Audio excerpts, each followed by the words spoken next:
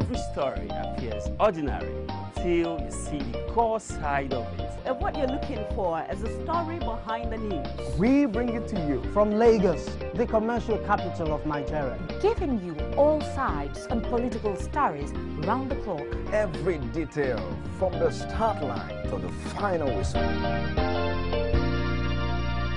CoreTV News, expanding your view.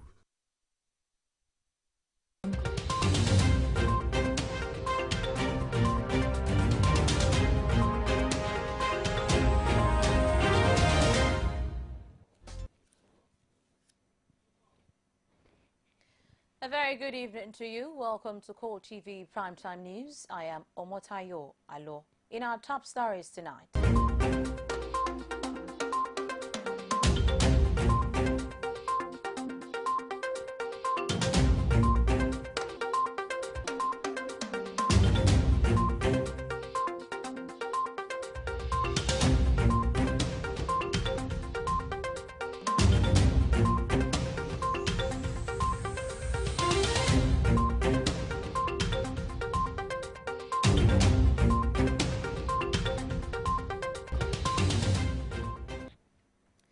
Thank you for joining us tonight. Now the news in full.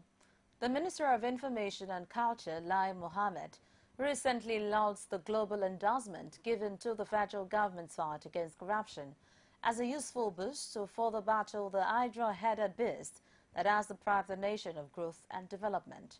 Lai Mohammed says the acknowledgement given to the President Muhammad Buhari's administration by the U.S. Secretary of State John Kerry at the World Economic Forum annual meeting in Davos, Switzerland, could not have come at a better time.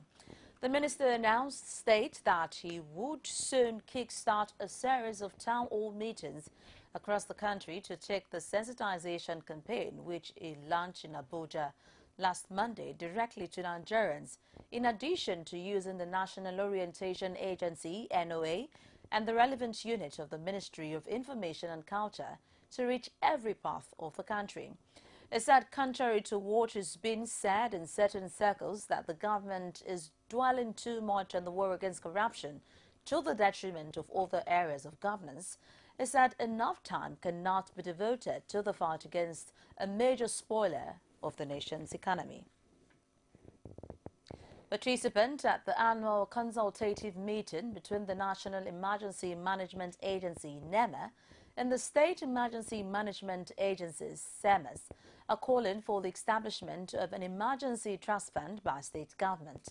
The endowment is to be funded with 1% of internally generated revenue and 1% of monthly allocations from the Federation account to the state through appropriate legislations. Participants say this has become necessary due to lack of defined funding sources and allocation criteria for the SEMAs by state government, resulting to over-reliance on NEMA. They further observed that most of the SEMAs are either not funded or are inadequately funded in spite of the enormity of disaster management activities in the state. In addition, Director General of NEMA, Mohammed Sani Sidi, advocates stronger coordination among critical stakeholders, especially between the coordinating agencies at the federal and state levels, noting that effective disaster management and humanitarian service delivery cannot be achieved by one tier of government alone. Participants at the meeting include executive secretaries, heads of state, emergency management agencies from each state, NEMA zonal coordinators, and management staffs. The National Assembly has been deliberating on the 2016 appropriation bill. Some of the observations raised include government's borrowing plan, existing deficits, and the downturn in oil prices that could affect the full implementation of the budget. Our National Assembly correspondent, Basi Aye, has been speaking with the senator representing Kebbi Central on other ways of generating revenue to fund the budget. A report. One area of focus for government is ensuring that it diversifies the economy to meet current financial demands. A member of the upper chamber says the manufacturing sector cannot be overlooked as an option. In his opinion, government should begin looking into ways of resuscitating industries that hitherto have been the main hub of the economy. We have to look for ways and means of resuscitating these manufacturing industries. A number of them have gone to places like Ghana to produce and send to Nigeria. A number of them have gone to Senegal to produce and send to Nigeria. We should look for those factors that made them to move away from Nigeria and make sure that we confront those factors head on. The lawmaker also points at solid minerals as an avenue to enrich government's purse. Or if we start exploiting the mineral resources we have to the fullest, it means we can get close to about $80 to $85 billion every year. That is more than 3 times the revenue oil we are getting. So the task before us now is by no means an easy one. But with the support of everybody, I'm sure we'll be able to succeed. And this is why government has taken the lead in diversifying the economy. For him, government agencies and parastatals have to contribute their own quota to ensure a successful implementation. We are quite convinced that the revenue target given by government, they will be able to meet it. And perhaps they may even surpass it, even though we have downturn of the economy. A number of measures have been taken to ensure that all loopholes, all leakages are blocked in terms of revenue collection in the Nigerian Customs Service. Government will be borrowing about 1.5 trillion naira of the over 6 trillion naira needed to fund the 2016 budget. Basia Ye, CoreTV News, Abuja. The fall in international oil price that has led to shortfall in revenue in oil-producing countries like Nigeria has become a wake-up call to government at all levels to look inward for other means of generating sustainable revenue. In this special report, Plateau State correspondent samples the opinion of agri-sector managers in the state on their plans to boost the sector. It goes without saying that years of lip service paid to the critical issue of economic diversification at all levels of government in the country is directly responsible for the economic crunch facing the nation today. Several states' government, Plateau State being one of them, has been unable to pay its workers' salaries despite having many sectors from which it can generate sustainable revenue. The sing-song of every government now at all levels is to diversify the economy. And to diversify the economy, it has been thought expedient and appropriate that the agricultural sector should be a viable alternative. The member representing Just South constituency in the Plateau State House of Assembly, Honorable Nyam Dareng, who is the House Committee Chairman on Agriculture, said it has become inevitable for the state's government not to invest in agriculture due to its labor-intensive nature that will provide youth employment and improve the general condition of the state's economy. Everything in the world is about agriculture. And I believe government investing and looking inwards into agriculture is a very viable investment because since the heydays creation, it was about agriculture.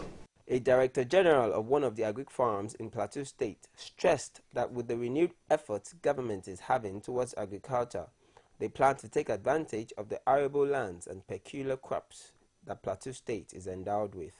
We have satellite stations in different areas, and we intend to expand these satellite stations and even extend our services outside the state. A lot of states have indicated interest. Although the state government is said to be doing its best in revamping agriculture in the state, the principal manager of Plateau Agricultural Development Program said there is little that can be done at the moment due to drastic shortfall of revenue coming into the state. He therefore called on the federal government to provide more bailout fund that can be used to stimulate other sectors of the economy, like the agric sector. In preoccupying ourselves with designing the strategy for attending agricultural development in this state. So the release is basic. That is why we are praying for more revenue to come to the state so that those releases amounting to the 3 billion will be pushed into the real agricultural sector. According to the managers of the agri sector in Plateau State, the state can survive with revenue to be generated from this sector alone if the executive maintains its zeal to revamp the sector to a profitable level. The chairman of Riam Local Government Council of Plateau State has requested for more police deployment to his council area. The LG boss made the call when the State Police Commissioner paid him a courtesy call at the council secretariat. Our Plateau State correspondent has the details. Riam local government area has been at the forefront of the communal clashes that is denting the image of Plateau State. The local government chairman said his people are more comfortable with the police than the military, who have been accused severally of taking sides in communal clashes. It will be recalled that the former Senator of Plateau North, Senator Datong, lost his life in Riam during a communal clash. People rely more on the military because there are no police. For instance, somewhere in Bachi, even with the presence of a police station, there is no police posted in Bachi. In his response, the police commissioner told the local government boss that he has been briefed adequately by his predecessor on the challenges the area is facing, adding that plans are underway to ensure total restoration of peace in Riam and other warring communities in the state. Community partnership, we emphasize nowadays. People should never be tired, should not be daunted. Communal clashes in Plateau State, which has lasted over a decade and a half, has rendered several communities powerless socially and economically due to mass movement of people from the affected areas. With the Independent National Electoral Commission raising alarm over what it describes as an unacceptable level of electoral-related violence, the issue has once again been pushed to the front burner. In this report, correspondent Kozim Kasali takes a look at the electoral violence in Nigeria's political and democratic development. And also, the Independent National Electoral Commission says it will increase its voter education awareness campaign to help in deepening the electoral process. The Commission reviews that the issue of voter education has become a necessity due to the recurring mistakes seen in the number of votes, apparent lack of knowledge on how things should be done among a large percentage of voters, and the need to ensure that people were on board with the Commission's new move. We are doing our best, both collectively and individually, in our areas to educate voters on what they should do. And as you have heard now, that future elections may be going straight simultaneously from accreditation to voting. That's a wonderful idea, because voters may not need to wait so long after accreditation before they vote. The mass movement of politicians from major political parties in the country to the ruling All Progressives Congress has been a source of concern to political watchers. They say the gale of defection from other political parties to the APC may lead to a one-party situation in Nigeria. Our correspondent, Abiola Oluwole, sought reactions of Nigerians on the possibility of a one-party system in the country. His report. The People's Democratic Party dominated the nation's political landscape since the return of democracy in 1999 to the period leading to the 2015 general elections. But the successful merger of major opposition parties in the build-up to the 2015 general elections gave the self-styled Africa's largest party sleepless nights. Aside the formidable opposition, internal squabbles contributed to the fall of the party that once held sway on Nigeria's political map. Less than a year into the loss of the party to the ruling APC, several bigwigs from the party have jumped ship. The most recent example is our former governor of Old Anambra State, Jim Nwobodo, and that of our former House of Reps member, Uche Ukwenefe. To these Nigerians, the mass defection is not new to the nation's politics. They say, after all, APC is a conglomerate of PDP defectors. The same people that say that PDP is corrupt are moving to APC. So when they got the APC, will still be corrupt. Is it not the same people that have been in PDP that moved to APC? They are the same people. Every government in power always, tend to drag people to themselves in one way to have maybe favor or thereabout. The same thing, but so we're thinking that the same party ruling is only a change of name. I look at them as greedy politicians. They are not out there to work. What they are actually out there is for their own self, their pockets. They, however, believe that a one-party system will not create room for divergent views in the nation's democracy. No, I don't buy the idea. I don't buy the idea because it will monopolize the whole thing. So there needs to be competition. Nation is not. That's what it's not supposed to be. No, there will certainly be opposition. There will certainly be opposition. As clock ticks towards 2019 general elections, political watchers are keen to see the big move that will inflate or deflate the popularity of the existing political parties in the country. Abiola Oluwole, CoreTV News, Abuja. And in part 2, after the break, the Director General of the National Teacher Institute, Kaduna, moves for effective teachers training. Join us again.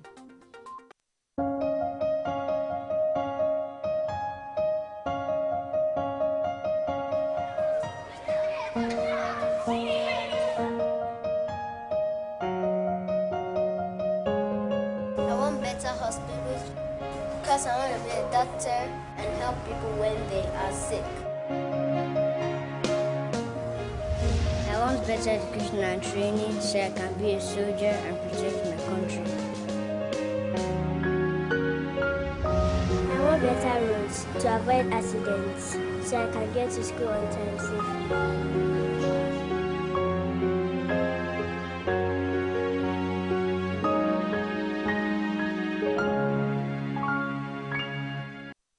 For topical issues, Nigerians must have something to say. Arms. We don't need arms for anything. Let them put it into education. They need to buy another arms now. What are they fighting for? Who? Government should deal with them squarely. Please help us bring back our guests. No money, no markets. We are dying. Everybody is crying. Nothing. Any man God support, no man stops. It's a prophecy I believe he must have received from heaven. Yes.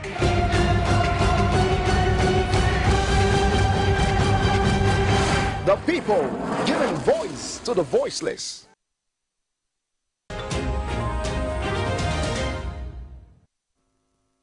Welcome. If you're just joining us, it's CoreTV Primetime News. A quick reminder of our top stories.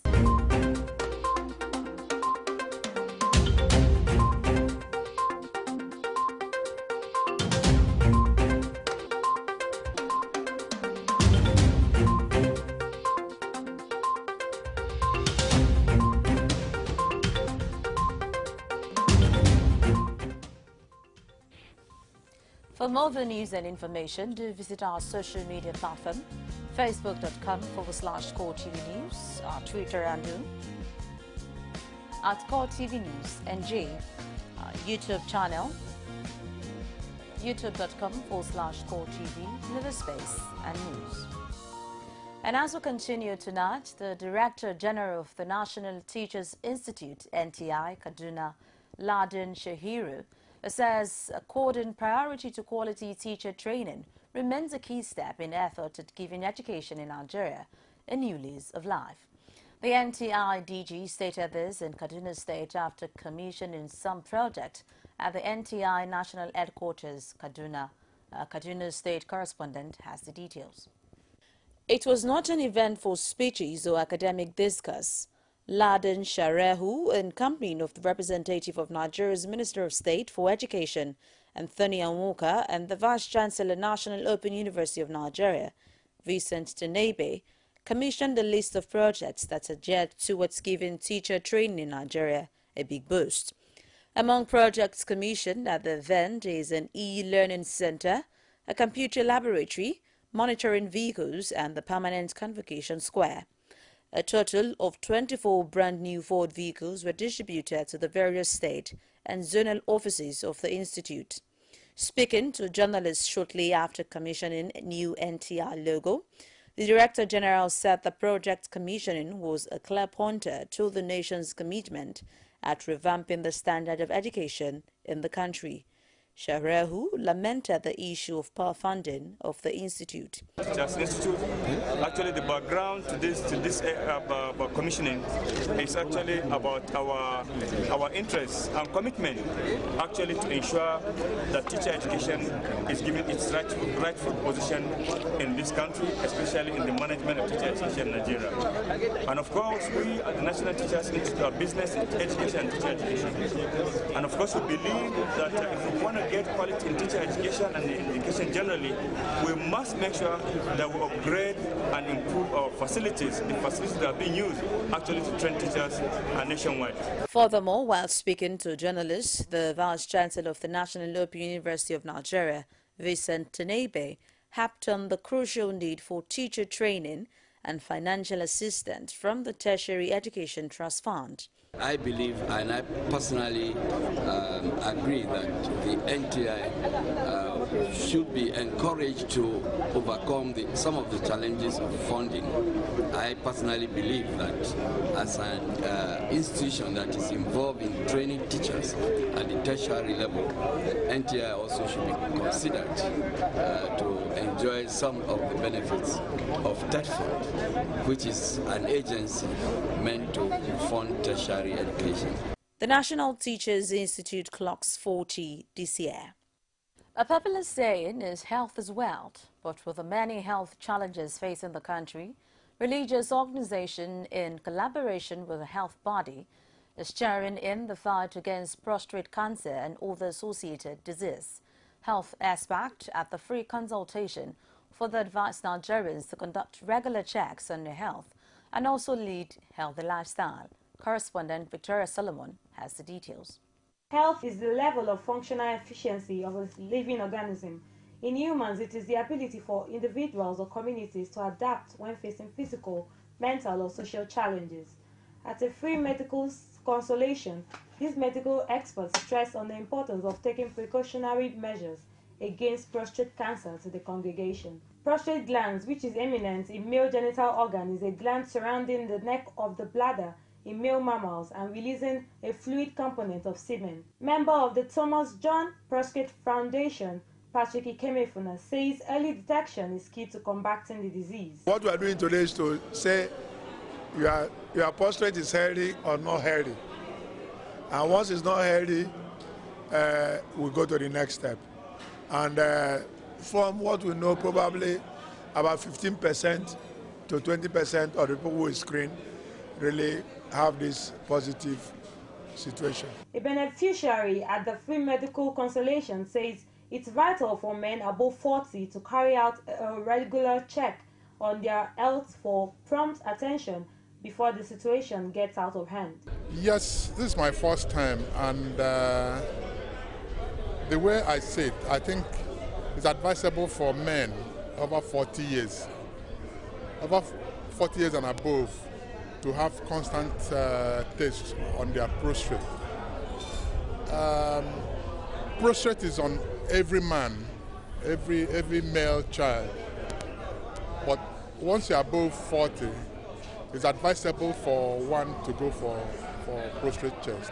Yeah. Ikemefuna further stressed on good personal hygiene and frequent environmental sanitation, which he says is the only antidote to prevent malaria and other killer disease often overlooked. So we have to keep our environment clean, our houses clean. Everything depends on your environment. Once you keep our environment clean, you have less diseases, and then we have a healthy nation. Health practitioners, however, advise that men above 40 check their status twice a year and imbibe the culture of a healthy lifestyle. Victoria Solomon, CoreTV News, Lagos.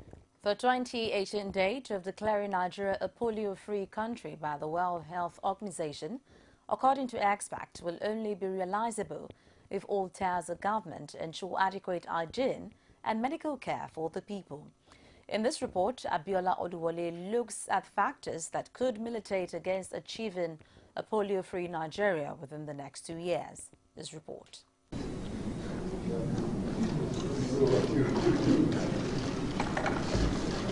With the signing of the Abuja updated commitment on polio eradication by President Muhammadu Buhari, expectations of Nigerians are high that for once, polio disease will become a thing of the past in the country. At the signing of the commitment, which was first signed in 2009 and reviewed in 2011, President Buhari expresses the readiness of his administration to ensure adequate funding plus necessary monitoring to win the fight against polio. I would like to assure you that the federal government will continue to provide strong oversight and funding for polio program. To this effect, we will constitute an expanded presidential task force on polio, which will include 36 state governors to sustain the successes of our current polio eradication activities, such as surveillance and routine immunization programs. With the president's commitment and the support Nigeria is getting from local and foreign organizations, defeating polio scourge soon may still be a mirage if rural community like Shimpepe in Buhari area of the Federal Capital Territory still exist without basic amenities. Like other rural settings scattered across the length and breadth of the country, primary health facility, potable drinking water and other basic amenities are only seen on the pages of newspapers or on television if there is power supply. These areas were very closer to town, and I will not have good road, and I will not have lacerity. So we are request those things so that if government can see us to do us that thing and good water. If you go our liver, even to fetch that water for those people to wash leg, you people are denying. So, but what do they use this one do now? Now drinking. But I know they do anything for now. It go do now. See now, no good now. You the boil them. Eh? It go sick, no good. Send doctor to us. This our hospital to do it very fine to us, but the doctor we don't have any doctor and we don't have medicine. Irrespective of the challenges enumerated by these people, both federal and state governments are still hopeful that achieving a polio-free Nigeria in the next 2 years is visible. This updated Abuja commitment will carry us across the finish line. I will therefore here call on my colleagues to reiterate our commitment on ensuring that we show commitment now until end, when Nigeria is announced as polio-free by 2017. We cannot afford to renege. We stayed committed. In the last 1 year plus, we have not had a single case of polio. I believe that all the governors are committed, as our chairman did say, and we're definitely going to go back home and continue with the good work that has been done in the past. As the country smiles with 18-month success of no polio case, to see if this updated commitment will liberate the nation from over 2 decades of polio disease siege. Abiola Oluwole, CoreTV News, Abuja. The call for God's intervention by religious leaders in the country still continues as the General Overseer of the Cherubim and Seraphim Church, Iri Bukun, enjoins all the religious leaders to intercede for the peace of the nation and serve as good counselors to political leaders. Speaking at the 20th anniversary, the church leader hopes that politicians have a huge responsibility of leading Nigerians and also by example. Correspondent Akin Obakaye completes the story. In celebrating 20 years of existence, some devoted congregations were also rewarded for their exemplary service to God. The General Overseer of the Cherubim and Seraphim Church, Ere Bukun, however, calls on politicians to show exemplary leadership in public offices. He further urged Nigerians to be patient and believe in the President Buhari's change mantra. It is our duty as religious leaders to make sure that the country come back to the wishes of God. And I pray very fervently that in a very short distance, with God on the throne, assisting Buhari to bring about the required change. Nobody should think that after Buhari, things will go back to the old. Never. For his part, the Elenrimo of Enrimo Jesha extols the leadership style of the Oni of Ife, which he characterized as humility and love. I'm happy that God has chosen Oba Eniton Adeyeye Ogunwusi as the Oni of Ife. Why did I say that? One, is a young person like me. Two, is somebody who has had a very good background in business and has done well for himself. Number three is he's very educated. And number four is you could see that he's God chosen. What he has done, visiting the Alafin, is something that has not happened in 79 years. So that is a record, and that is a way to bring about peace in Yoruba land. You know, one of the things that is important is that when you are in a particular position, humility is very, very important. And what he has done is to humble himself and to damn all consequences and try to bring about unity. While leaders and followers make up a complete society, the onus to be transparent, responsible, and responsive, however, lies on the leader, while followers are expected to be supportive. Aki Obake, CoreTV News, Lagos. More to come on the foreign scene after the break is that New York lifts travel ban as massive snowstorm subsides.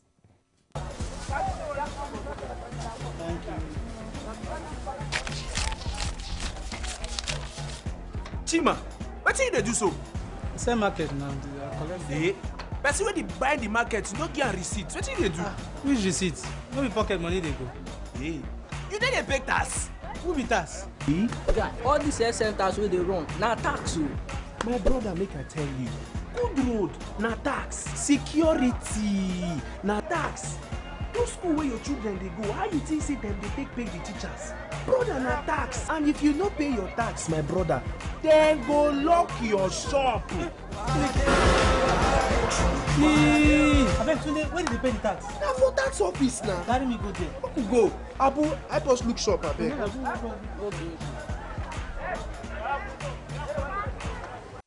You can now watch CoreTV News live from anywhere in the world on our website www.coretvnews.com. Click on Live TV on our website and watch us live. And welcome to CoreTV Primetime Days. To follow us on Twitter, click on Twitter icon on our website. On Facebook, click on the Facebook and YouTube to see all our previous news production. You can also watch us live on YouTube. Click CoreTV, leave a space, then news. CoreTV News, a 24-hour news station.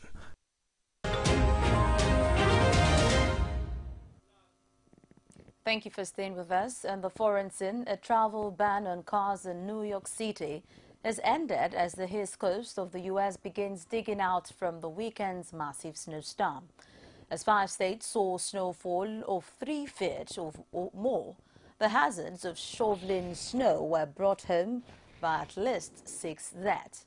However, the storm, which has been dubbed Snowmageddon and Snowzilla on social media, is lessening and heading for the Atlantic Ocean. Syrian government forces say they have seized the last major town held by rebels in western Latakia province. Rabia, which has been in rebel hands for 4 years, was overrun by the army and Popular Defense Forces. According to Syrian forces, Russian forces also played a key role in the recapture of Rabia. And now to sports. Our style, that's what he delivered. Here's that ball storming, Puyol with a flying lead. Go, taking them out in the lead.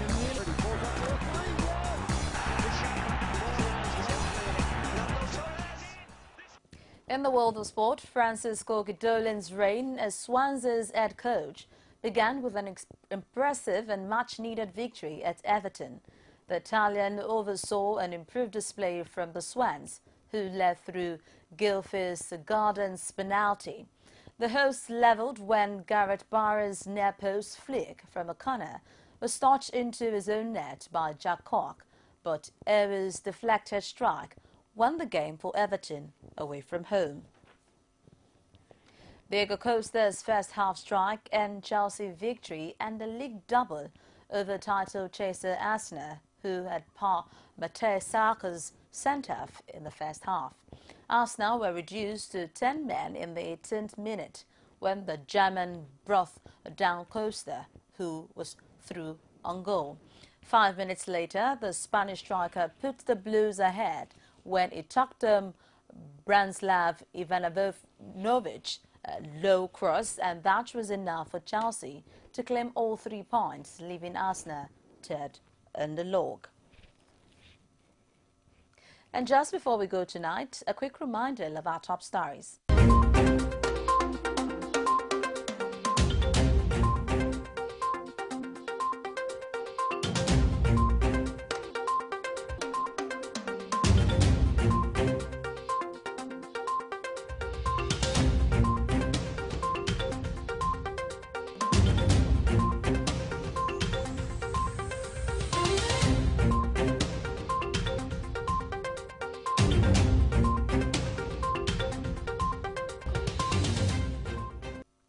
On behalf of the entire news crew, thank you so very much for watching. My name is Omotayo. I go bye for now.